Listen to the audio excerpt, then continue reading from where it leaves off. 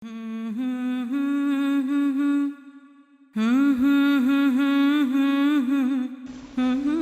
ونصلي على رسوله الكريم اما بعد فاعوذ بالله من الشيطان الرجيم بسم الله الرحمن الرحيم رب اشرح لي صدري ويسر لي امري واحلل عقدة من لساني يفقهوا قولي۔ صحابیات کے حالات خاص طور پر پڑھانے کا ارادہ اس لیے کیا گیا کہ خواتین کے لیے قریب کی رہنمائی خواتین کی زندگی میں ہوتی ہے۔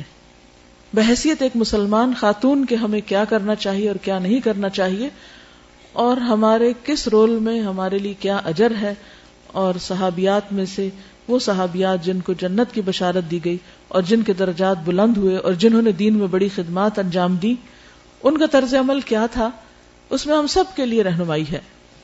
بسم اللہ الرحمن الرحیم۔ سیدہ اسماء بنت ابی بکر الصدیق رضی اللہ تعالی عنہا۔ نام اسماء، والد کا نام سیدنا ابو بکر الصدیق رضی اللہ عنہ، جو ہجرت کے وقت رسول اللہ صلی اللہ علیہ وسلم کے رفیق سفر اور غار ثور کے دوسرے مکین تھے، یعنی اس میں موجود تھے۔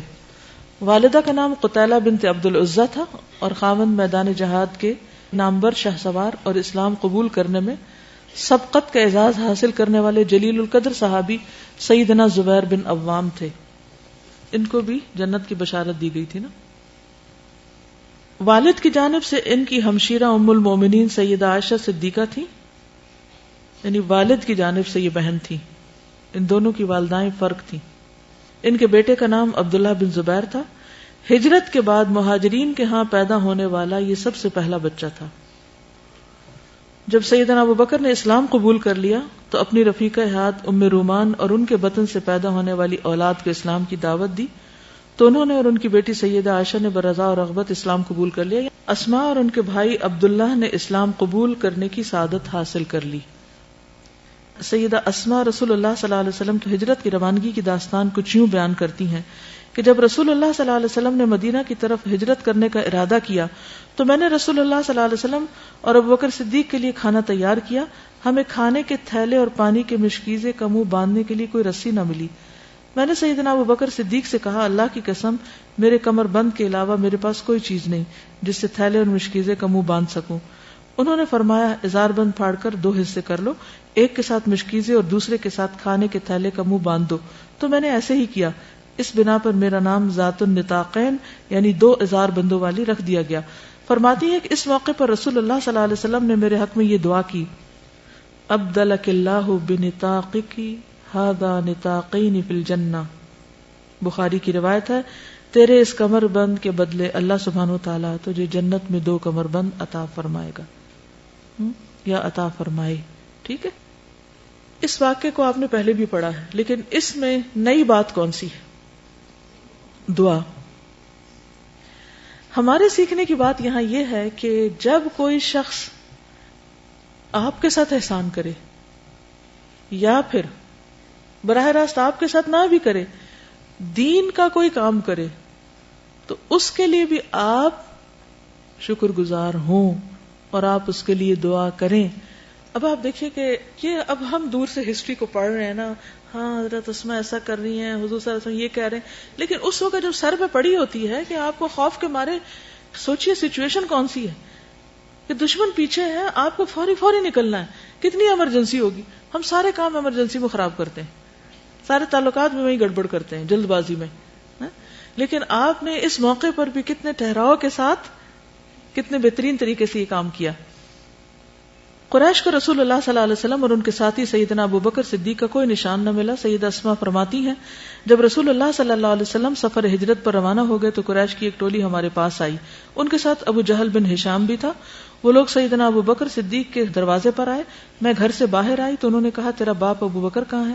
میں نے کہا، اللہ کی قسم مجھے نہیں معلوم کہ میرا باپ کہاں ہے۔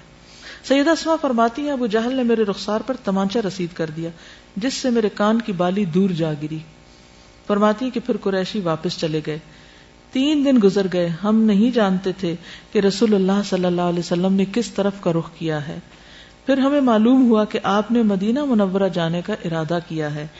آپ کے ساتھ میرے ابا جان، غلام عامر بن فہیرہ اور راستے کی رہنمائی کرنے کے لیے عبداللہ بن اریقت بھی تھے۔ اب آپ دیکھیے کہ اس پورے خاندان نے کس طرح دین کو سپورٹ کیا. خود ابو بکر، ان کے بچے، ان کے غلام اور ان کی اونٹنیاں. یہ نیکی کے مواقع بھی اللہ کسی کسی کو دیتا ہے کہ جس کو جان اور مال دونوں لگانے کی توفیق دے دے. اللہ ہمیں ان لوگوں میں شامل کر لے. عمدہ ذہانت، یعنی حضرت اسماء بہت ذہین خاتون تھی. امام احمد بن حنبل اپنی سند سے بیان کرتے ہیں کہ سیدہ اسماء بنت ابی بکر سے روایت ہے کہ جب رسول اللہ صلی اللہ علیہ وسلم سفر ہجرت پر روانہ ہوئے تو آپ کے ساتھ سیدنا ابو بکر صدیق بھی روانہ ہوئے. سیدنا ابو بکر اپنا سارا مال 5 یا 6 ہزار درہم اپنے ساتھ لے گئے. فرماتی ہے کہ ہمارے پاس میرے دادا جان ابو قحافہ آئے. وہ نابینا تھے. ہمیں کہنے لگے اللہ کی قسم میرے بیٹے نے تمہیں ذاتی اور مالی صدمہ پہنچایا، تمہارے ساتھ اچھا نہیں کیا. بزرگ تھے خاندان کے. ایسے بزرگ ہر خاندان میں ہوتے ہیں، وہ اپنی ٹرمز میں سوچتے ہیں اور ان کے نفع نقصان کے اپنے کچھ معیار ہوتے ہیں. ہم چونکہ بزرگوں کا بہت احترام کرتے ہیں، اس لیے ہم کیا چاہتے ہیں کہ جو دین ہمیں پتہ چل چکا ہے یا جو ہماری سوچ بن گئی ہے جسے ہم صحیح سمجھتے ہیں وہ بھی انہی چیزوں کو صحیح سمجھے. لیکن اگر وہ کچھ اور کہتے ہیں تو ہمیں بڑی حیرت بھی ہوتی ہے اور بعض اوقات ہم ڈاواڈول ہو جاتے ہیں کہ اب ان کی بات مانیں یا پھر قرآن و سنت کی مانیں. تو ایسے میں آپ دیکھیے کہ حضرت اسماء نے کیا کیا. انہوں نے آ کر اپنے بیٹے کی شکایت کی، یعنی ان کے والد کے خلاف ان سے بات کی. کہتی ہیں کہ میں نے کہا دادا جان ایسی بات نہیں ہے، وہ ہمارے لیے بہت کچھ چھوڑ کے گئے. کہتی ہیں کہ میں نے گھر کے روشن دان میں کچھ سنگریزے رکھ کر ان پہ کپڑا ڈال دیا تھا، یعنی پتھر کے ٹکڑے چھوٹے چھوٹے رکھ کے ان پہ کپڑا ڈال دیا تھا، جہاں میرے ابا جان درہم و دینار رکھا کرتے تھے. پھر میں نے ان کا ہاتھ پکڑ کر کہا دادا جان اپنا ہاتھ اس پہ رکھیے اور دیکھیے کہ وہ کتنا مال ہمارے لیے چھوڑ گئے ہیں. تو انہوں نے کہا اگر وہ اتنا مال چھوڑ گئے ہیں تو پھر ٹھیک ہے، اس نے بہت اچھا کیا، یہ مشکل وقت میں تمہارے کام آئے گا. فرماتی ہیں اللہ کی قسم انہوں نے ہمارے لیے کوئی چیز بھی نہیں چھوڑی تھی، لیکن میں نے چاہا کہ اس طریقے سے میں بوڑھے دادا جان کی تسلی کرا دوں. یہ حکمت بھی تھی، ذہانت بھی تھی. اس سے پتہ چلتا ہے کہ مختلف ڈیفیکلٹ سچویشن سے کس طرح ڈیل کیا جاتا ہے. عام طور پر ہم کیا کرتے ہیں، جب کوئی ایک شخص دوسرے کی شکایت ہمارے پاس لے کر آئے تو ہم بجائے اس کے کہ جو شخص ہمارے سامنے نہیں اس کا دفاع کریں، ہم سامنے والے کی ہاں میں ہاں ملانا شروع کر دیتے ہیں کیونکہ یہ زیادہ کنوینئنٹ ہوتا ہے. پھر اسی طرح ہم بعض اوقات یہ سوچ کر کہ ہمیں بالکل صحیح بات کرنی ہے اور ہم اس وقت بہت امانت دار بن کر پیش آئیں، ہم حقیقت کھول دیتے ہیں معاملات کی، جس سے اور زیادہ خرابی پیدا ہوتی ہے. یا حکمت کا تقاضا یہ تھا کہ اس وقت وہ نابینا بھی ہیں، ابو قحافہ ضعیف بھی ہیں، بیٹے کے جانے کا بھی صدمہ ہے. اس موقع پر ان کو مزید صدمے سے دوچار نہ کریں اور ان کا دھیان بانٹ دیں، ان کا دھیان کسی اور طرف کر دیں کہ آپ فکر نہیں کریں، یہ دیکھیں ہے کچھ. ابھی آپ دیکھیں کہ یہ کوئی جھوٹ نہیں تھا، یہ اس کو آپ توریہ کہہ سکتے ہیں یا پھر آپ یہ کہہ سکتے ہیں کہ ان کی دلجوئی کے لیے، ان کی تسلی کے لیے ان کو کہ یہ ہمارے پاس چھوڑ گئے، اور وہ پتھر تو چھوڑے ہوئے تھے نا، چاہے ان کی کوئی بھی ویلیو نہیں تھی، کہ ہمارے پاس بہت کچھ ہے، آپ دیکھیں رکھا ہے یہیں پر. اسماء بنت ابی بکر سے روایت ہے کہ وہ نبی صلی اللہ علیہ وسلم کے پاس حاضر ہوئی. عرض کیا اے اللہ کے نبی میرے پاس کوئی چیز نہیں سوائے اس کے جو زبیر مجھے دیں، یعنی میں خود کچھ نہیں کماتی، کچھ ہے ہی نہیں، میں کیا صدقہ کروں؟ کیا مجھ پر کوئی گناہ ہے کہ اگر میں اس دیے ہوئے میں سے کچھ صدقہ کروں؟ یہ اکثر عورتوں کا سوال ہوتا ہے. تو حضرت اسماء نے یہ سوال نبی صلی اللہ علیہ وسلم سے کر کے ہمارے لیے جواب لے لیا. تو آپ نے فرمایا جتنی تم میں طاقت ہو اتنا دو، ولا تو کی فیو کا علیہ کی، اور جمع کر کے نہ رکھو ورنہ اللہ تم کو بھی دینا بند کر دے گا. یعنی جو پیسے شوہر تمہیں دے دیتا ہے خرچ کرنے کے لیے اور اس سے تم دنیا کی چیزیں، گھر کی ضرورت کی چیزیں لے رہی ہو تو اس میں سے صدقہ بھی کر دو جتنی تم میں استطاعت ہے. آپ صلی اللہ علیہ وسلم کا جواب بہت خوبصورت ہے. آپ نے فرمایا جتنی تم میں طاقت ہو، جو تم اس میں سے کر سکتی ہو اسے دے دو اور جمع کر کے نہ رکھو. لا تو کی فیو کا علیہ کی، بند نہ کرو، تم پہ بھی بند کر دیا جائے گا. حضرت اسما کو چونکہ حضور صلی اللہ علیہ وسلم فرمایا تھا کہ تم بند نہ کرو، تم پہ بھی روک دیا جائے گا، تو وہ روکتی نہیں تھی، جو آتا تھا جب دینا ہوتا تھا ساتھ ساتھ دیتی جاتی تھی. اور حضرت عائشہ کیا کرتی تھی کہ وہ جب کچھ اکٹھا ہو جاتا، جمع ہو جاتا، پھر اس کے ساتھ وہ دیتی. دونوں ہی طریقے درست ہیں. عبداللہ بن زبیر سے روایت ہے، کہتے ہیں کہ میں نے عائشہ رضی اللہ تعالی عنہا اور اسما سے زیادہ کسی عورت کو سخی نہیں دیکھا. بہت زیادہ سخاوت کرتی تھی. ان کی سخاوتیں دو طرح کی تھی. حضرت عائشہ جمع کیا کرتی تھی اور ذرا ذرا جمع کرتی تھی، جب کچھ جمع ہوتا تو تقسیم کرتی، اور حضرت اسما کل کے لیے جمع نہیں کرتی تھی، ساتھ ہی دے دیتی تھی.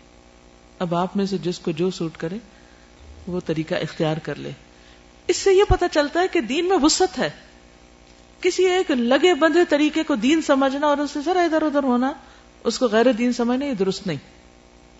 ہر شخص کو اپنے حالات کے مطابق نیکی کے کام کرنے چاہیے.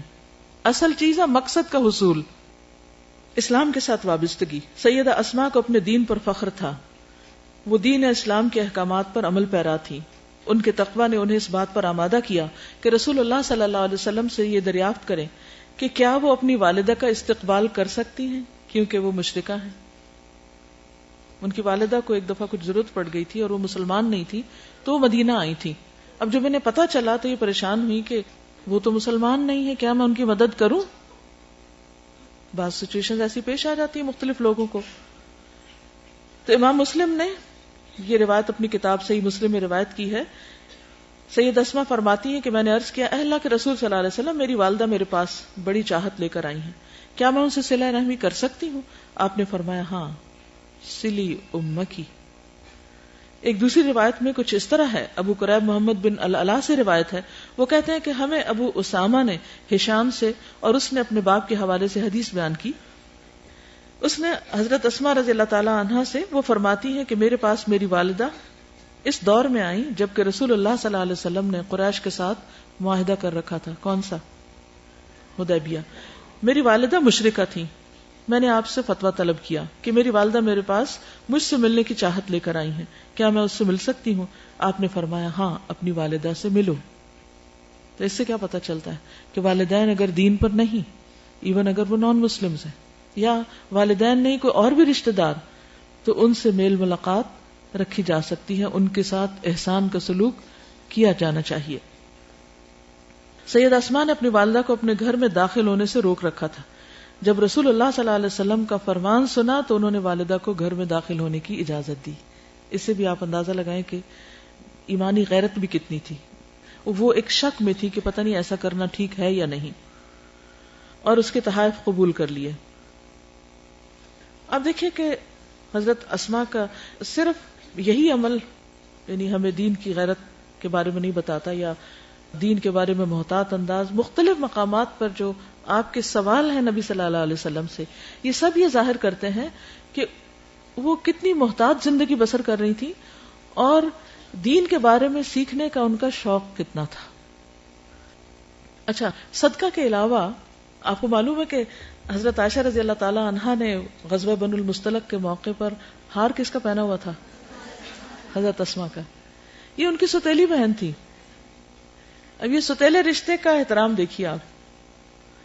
اور وہ جہاں بھی سفر پر رہی ہیں اور ہار بھی قیمتی ہے اور وہ ان سے مانگ رہی ہیں اور وہ ان کو دے رہی ہیں. اپنے آپ کو رکھ کے دیکھیے، آپ کی سوتیلی بہن یا آپ کی کزن آپ سے اگر ہار مانگے کسی شادی پہ پہننے کے لیے، دیں گی؟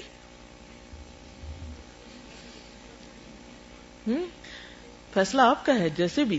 لیکن یہاں میں صرف بتانا یہ چاہتی ہوں کہ دونوں بہنوں کے درمیان کیسے تعلقات تھے. اگر کسی کو یہ پتا نہ ہو کہ یہ دو بہنیں مختلف ماؤں سے تھیں تو کوئی اندازہ نہیں کر سکتا کہ یہ سوتیلی بھی تھی. یعنی بہت سی حقیقی بہنوں سے زیادہ بہترین تعلقات تھے ان کے باہم.